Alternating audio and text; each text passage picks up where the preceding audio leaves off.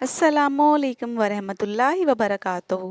गुर्बत इंसान को इस कदर मजबूर और खुदगर्ज बना देती है कि वो चाह कर भी दूसरों की मदद नहीं कर सकता। अपनी हकीकत छुपाने के लिए लाख जतन करने के बावजूद भी नदामत और शर्मिंदगी उसका मुकद्दर लाजमी बन जाती है। ये स्टोरी भी आज कुछ इसी टॉपिक पे है, तो आपने चैनल को सब्सक्राइब करके वीडियो को लाइक करना है। ये वाकया भी इसी हकीकत का आईनादार है। मैं सोचते सोचते थक गई हूँ, मगर मेरी समझ में कुछ नहीं आ रहा। बाज़ बातें इंसान की यूं ही रवादारी में कह देता है, जिनका कोई मतलब नहीं होता। फोन पर नासरा फर्स्ट कजन अपने घर के पानी का रोना रोया। आज 4 दिन हो गए हैं, पानी नहीं आ रहा। मैंने बरसबील तज़किरा करके कह दिया, हमारे घर आ जाती। इसका कतन ये मतलब नहीं था कि वो मेरे घर आ जाए। मियाँ साहब दफ्तर से देर से आ रहे हैं, कैसे आ जाती। मुझे आदत है रोज नहाने की। ईमान से बहुत ज्यादा परेशान हूँ। इसने मजीद परेशानियां भी गिनवाईं। उफ़ो, रिक्शा करा के आ जाती। घर दूर ही कितना है, सिर्फ एक ब्लॉक का तो फर्क है। मैं पान चबाते हुए खुशदिली से बातें बगाड़ रही थी। नहीं अप्पा, छोटे छोटे बच्चों के साथ कहाँ घर से निकला जाता है। कोई घर में बड़ा बूढ़ा होता तो बच्चे उनके स्पुर्द करके मैं वाकई आ भी जाती। हाँ, ये बात तो है। मैं इत्मीनान से हाँ में हाँ मिला रही थी।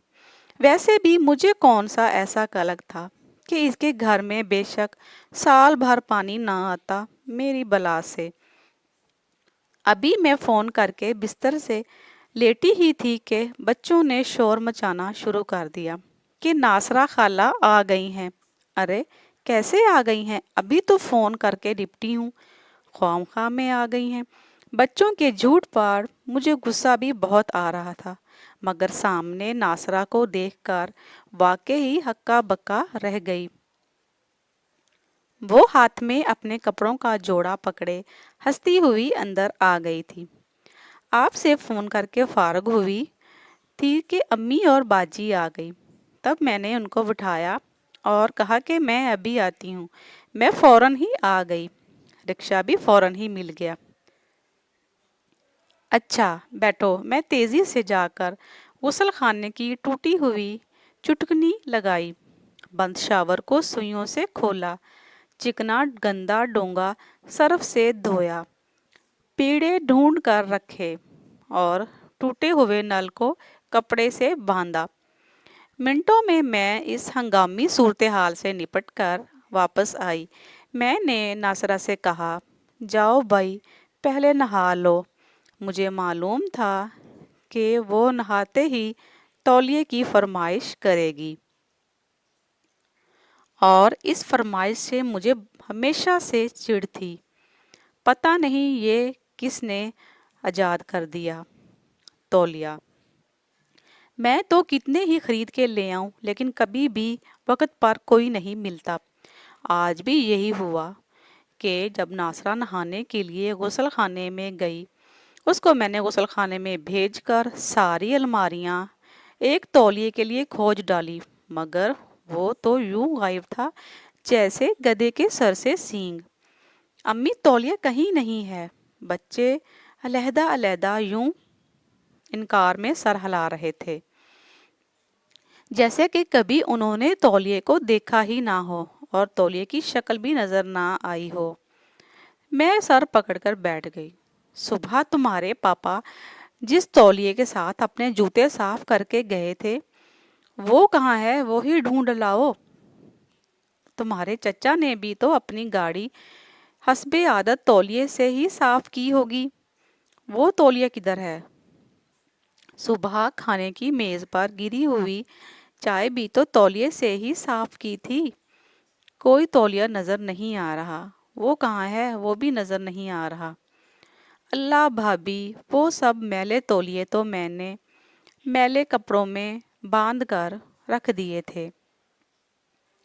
आज धोबन आएगी ना, तो उनको सारे धोने वाले कपड़े दूंगी। मेरी छोटी ननद इस हंगामी सूरत हाल को देखकर दूर की कौड़ी लाई। ठीक है, मैले कपड़ों में से ही कोई कदरे साफ तौलिया निकालो। नासरा नहाकर तौलिया मांगेगी तो क्या दूंगी। मैं अभी ये परेशानी में ही थी। मैंने अपनी नंदन नौशीन को मशवरा देकर कमरे में कदम रखा। अभी कंघा ढूंढने का सिलसिला भी सर करना था। मालूम हुआ कि नासरा तो नहाए बगैर ही बाहर निकलकर आ गई। अरे, नहाई क्यों नहीं? मैंने अपनी अंदरूनी सदमात को छुपाते हुए कहा कि कहीं वो तौलिया ढूंढने की मुश्किलात मेरे चेहरे से ही ना पड़ ले। मैं पहले ही बहुत ज़्यादा परेशान थी। अरे आपा, आपके गुसल खाने में नहाना तो बड़े दिल गुर्दे का काम है। दरवाज़ा एक झटके से आप खुल गया। चुटकनी लगाने की कोशिश की तो हाथ में आ गई। नल की टूटनी खोली तो दूसरा नल खुल गया। बड़ी मुश्किल से अपना दुपट्टा ठोंस कर नल का पानी बंद किया। नासरा के चेहरे पर नदामत के आसार आ गए, जैसे ये नुकसानात उसकी तफेल वजूद में आए हों। चलो कोई बात नहीं, मगर तुम बाल्टी भर के ही नहा लेती, मैंने चेहरे से पसीना पोंछते हुए कहा। शायद नहा भी लेती, मगर जैसे ही पीढ़े पर बैठी वो खट से टूट गया। वजन भी बहुत बढ़ गया है ना मेरा।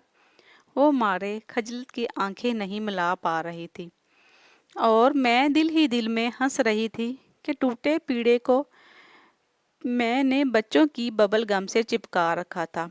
बस अब चलूंगी मैं। वो खफ़ा से हंसी और चलते वक्त बच्चों के हाथ में 50 का नोट अलग रखा कि जल्दी में कुछ ला नहीं सकी थी। मैं इसके जाने के बाद ये सोच रही थी कि वो कहीं ये सूरत हाल जानकर तो पैसे नहीं दे गई कि टूटी चीज़ों की मरम्मत करवा लो। मज़ीद अच्छी वीडियोज़ के लिए चैनल को सब्सक्राइब करें, लाइक और शेयर करें।